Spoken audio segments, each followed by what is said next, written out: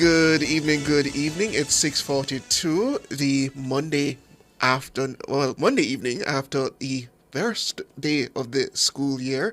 I'm Chevon Campbell, and this is the nation's business. Well, we're going to get right into it until my co-host gets settled. We're going to be discussing school transport for day one of the new school year. Prime Minister Andrew Holness says from what he saw, commuters had a positive experience using the country's largest transport hub at the Halfway Tree Transport Centre in St. Andrew on Monday morning. The Prime Minister led a delegation of ministers to the Transport Centre to see firsthand the rollout of buses from the state-owned Jamaica Urban Transit Company, that's JUTC. He says he was particularly pleased by the professionalism of the JUTC staff. Yes, everything seems to be operating seamlessly, but we have not seen the real test yet. It's a bit early. The commuting public is coming out in their numbers, but let's wait until, let's say, 9 a.m. to see if everything stands up. But I'm satisfied that the systems are in place, the buses are out. I'm particularly happy by the motivated staff that I'm seeing. Prime Minister Andrew Holness and Transport Minister Daryl Vaz said meetings are set for this week to discuss the standards of service he's demanding from the state-owned bus company now that it has more than 100 new buses in its fleet. 270.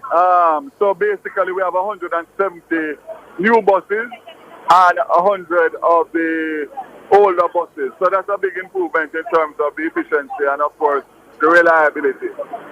So that's good, and so far so good. There's still some complaints, so we have some tweaking to do. But as I said, I'm having a management meeting this week with the JUTC management to make sure that everybody understands that new buses alone can't make it work. It's their job to make the efficiency work and give the public and the commuters the service that they deserve. That's Minister of Transport Daryl Vaz. Well, joining us to discuss the transport situation further, we have President of the Portland Taxi Association, Garfield Patterson, and President of the Petersfield Taxi Association, Patrick Forrester. He is also the counsel for the Petersfield Division representing the PNP. We are also expected to be joined briefly by the Managing Director of the Jamaica Urban Transit Company, that is Paul Abrahams. Good afternoon, gentlemen. Good afternoon. Good evening, gentlemen. Let me begin with you, Mr. Patterson from the Portland Taxi Association. How was it on the first day of school? Well, looking around today, I think we had a very smooth day. Didn't have any major hiccup. So would say things will go according to, plan our hope. I guess next week will be greater test. That the general and all the grades will come out. So next week give us a better idea of, where we are. But today, I would say I'm smooth sailing so far. And tell me, tell us the extent to which Portlanders depend on taxis as against we Kingstonians who depend on the JUTC. Well, the major communities that have to traverse to the town and from there and the main. So that's what we have. Most of the big buses go to Kingston, so we don't have much big buses on the route. So it generates taxes that commuters have to depend on. So you don't have any organized bus service in Portland as such? Not much, because... When you say not much, what do you mean? Well, we still have some from Buff Bay, from Manassa Bay, but recently, since the pandemic, the smaller vehicles take over these roads, even though they don't have a road license for it, but generally the smaller vehicles, the boxes and the pro boxes and the wish. How many of them you have on the roads in Portland, do you know? There's a lot. I can't tell you that. How many? I couldn't tell you exact figure now, but majority of them right now, especially from the Buff Bay to Port Antonio, boxes. Would you say hundreds? Near there, no, maybe not as much as that, but quite a amount. And out there in Westmoreland, Patrick Forrester, how were things for the first day of school? It's the same, smooth sailing today. There wasn't any hiccups at all that I actually was told about.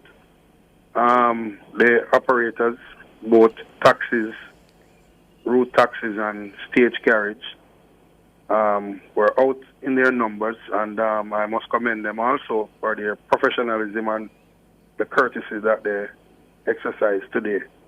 They were out, those who have contracts with schools, they were prompt with the schedules picking up and dropping off. So we didn't have any hiccups, or if there was any, I'm not knowledgeable of that.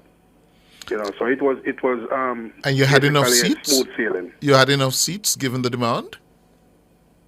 Say again? You had enough seats given the demand for seats? For a seat? Yes, seats. Seats in terms of the passengers, Yes. number of passengers. Yes, because there is a small increase even over the holidays with persons getting registered to operate as public passenger vehicle. Mm-hmm. And, there was adequate amount of vehicles out there. Seats, yes, was sufficient. And speaking of seats, Mr. Abrahams, how were things in the corporate area in terms of JUTC? What was the rollout like? We had a pretty good rollout today. Availability was close to 260. As you know, we activated 100 new CNG buses, which took care of one of our most important dormitories, which was the Portmore dormitory. And we transferred a number of buses also to the other two depots, which is the Rockfort and Spanish Town depot. So all in all, I think we had a good first run. You had. Sorry, go ahead. You said 260. The minister says 270. What is it?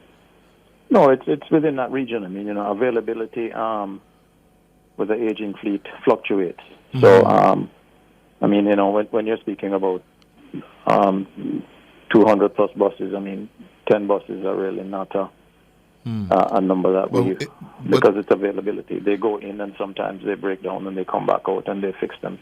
But exactly. given the demand, yes, 270 buses, what percentage of the demand were you able to satisfy? We had a good operation today. There is no question that we need more buses. There's no question. I mean, the fleet we are operating is an aging fleet, so it's not a full 100 dependable fleet. You would need probably, if you really want to handle the KMTR, you need another 250 brand new buses, 200, 300 buses. Mm-hmm. But let me put the question another way. That has been an issue, a perennial issue for a number of years now. Let me put the question another way, Mr. Abrams. What would be the required number of buses on a daily basis to handle the demand of the KMTR? A number? 300, 350. But keep in consideration, you have other forms of transportation too. Of the coasters, the taxis, etc. Both legal and illegal. But then, so, if you want to have the entire KMTR operating under the JUTC, you're going to need 400, 450 buses. But alongside operating those alternate forms of transportation, 300, 350. You can't count them out. I mean, they're there. Mm-hmm. But then that begs the question, Mr. Abrams, where would the JUTC be today, September morning, had they not gotten those 100 buses from the government recently? We would have had some challenges. As we have had challenges in the last few months before they came. Mm-hmm. But that's not a secret. Yeah. You'd have been down to about... It's been there always. You'd have been down to about 160, 150? We would have been in the 160, 150 region. Wow. With a fleet that's not 100% dependable because you have to accept the fact, I mean, it's 12, 14 years old. I mean, it's a rough challenge, keeping those buses up and running. Mr. And Abrams, is there. Mr. Abrams, at the handing over ceremony last week, the transport minister gave us some numbers that kind of shocked me. He said, with the introduction of CNG, compressed natural gas now, and the cashless system coming, the JUTC is about to save when that happens, not immediately, over $500 million a year? Yeah, but I think the two issues that the JUTC has faced since inception is pilferage of fuel and farebox leakage. That's not a secret. Yes, that's not a secret. What is a secret? What I didn't know, what we didn't know, is that the extent of the leakage, that's not a leak.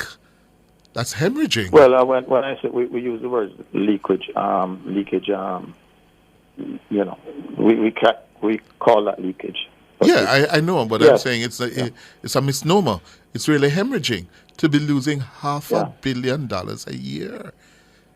And you don't know who those criminals are? It's a very difficult thing to manage, to try and figure out. It's a very dangerous game too, as you can appreciate. Very dangerous games in that if you really squeeze them, they'll kill you. I'm not saying that, but remember we had a chairman who lost his life. And that's why I said kill. Yeah. They killed the Douglas Chambers. Yeah. Because he was squeezing them too hard. It's a risky game out there. It's a risky game in those depots with that. You have to understand, and I think you appreciate, that everything uses virtually diesel outside. It's like a gold commodity.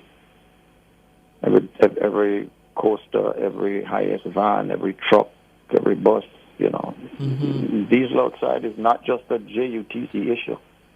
Yes. Anybody that has bulk diesel fuel is having tremendous issues trying to control it. Mm-hmm. The other question, and it's a dangerous game, Will they not find a way of stealing compressed natural gas? I think they'd be pretty stupid to try. Why? It's very volatile. I mean, it's first of all, number one, it's a very risky thing to go and play around with, and number two, where are they going to sell it? There's no market for it in Jamaica, essentially. Not really. No. I mean, you can't steal compressed natural gas and sell it in a form that you can pump it into a cylinder or something. It doesn't work like that. Yeah. But let's not forget our other guest, President Garfield Patterson, out there in Portland.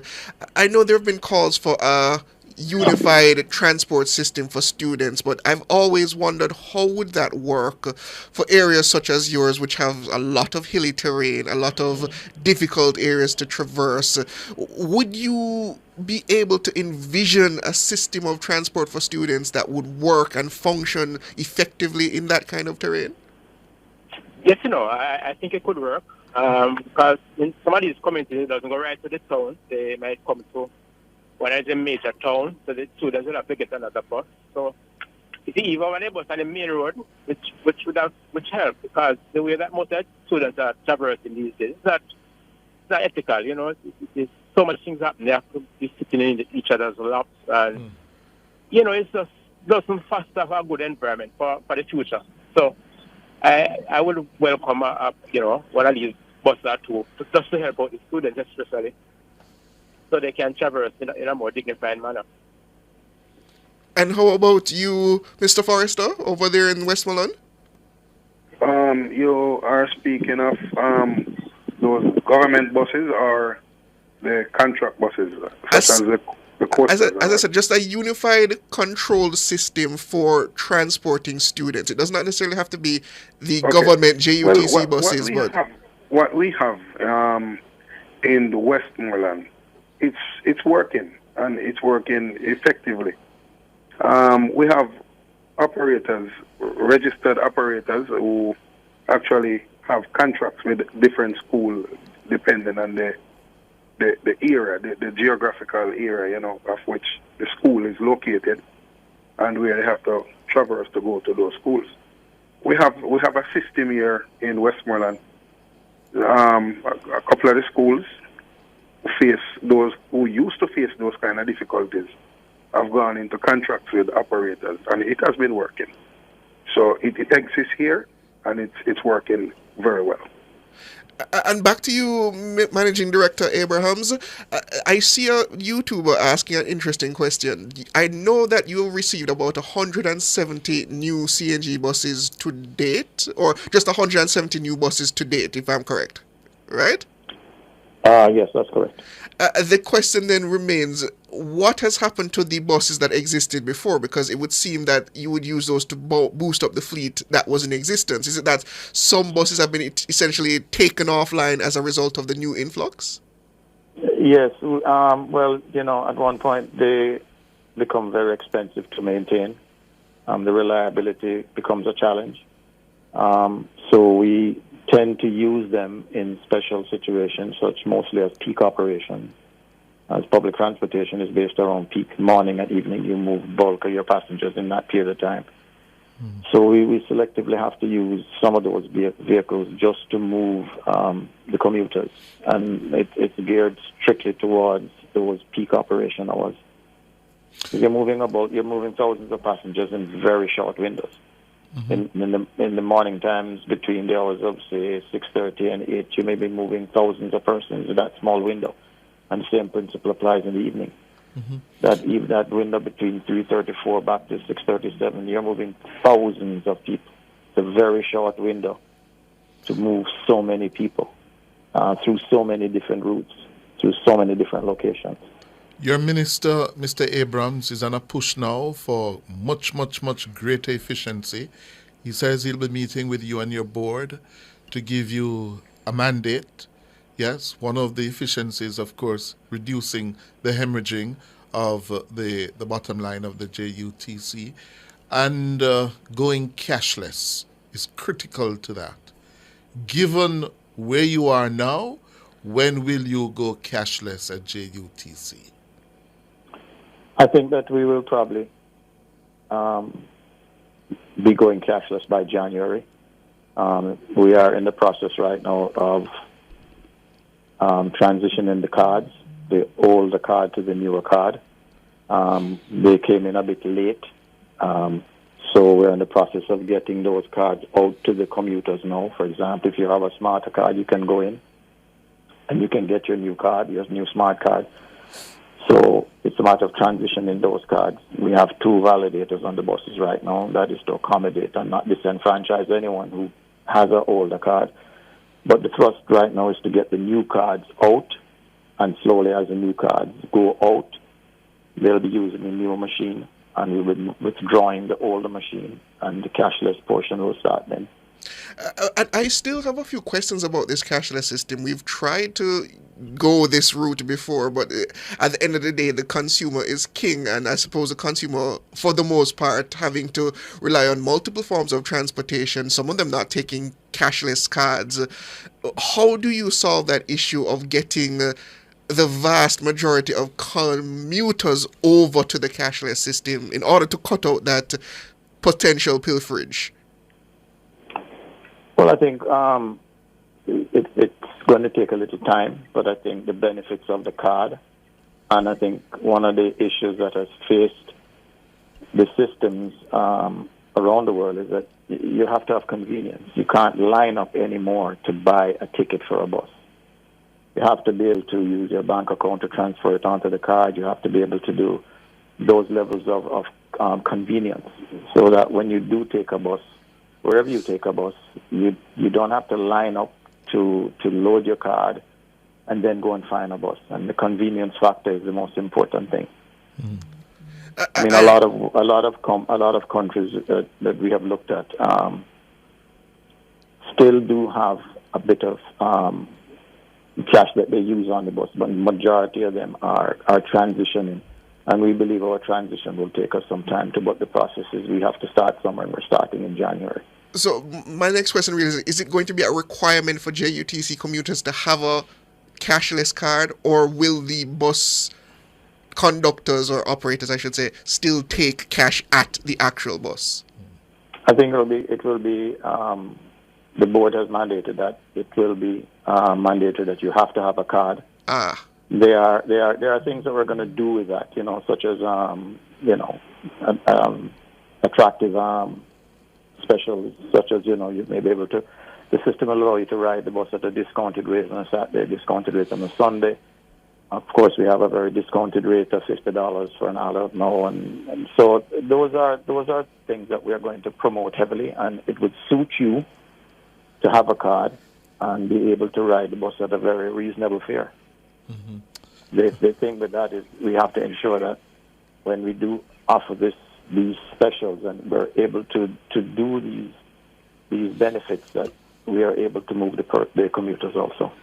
I'm going to give you the last word, Mr. Forrester, President of the Petersfield Taxi Association out there in Westmoreland.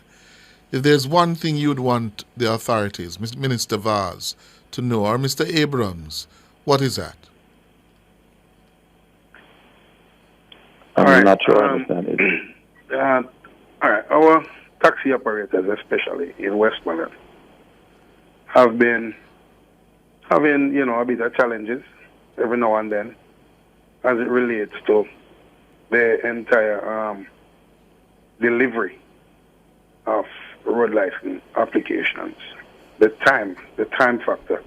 We have had meetings, and yes, there has been improvement, but not up to what we have negotiated for. Mm-hmm.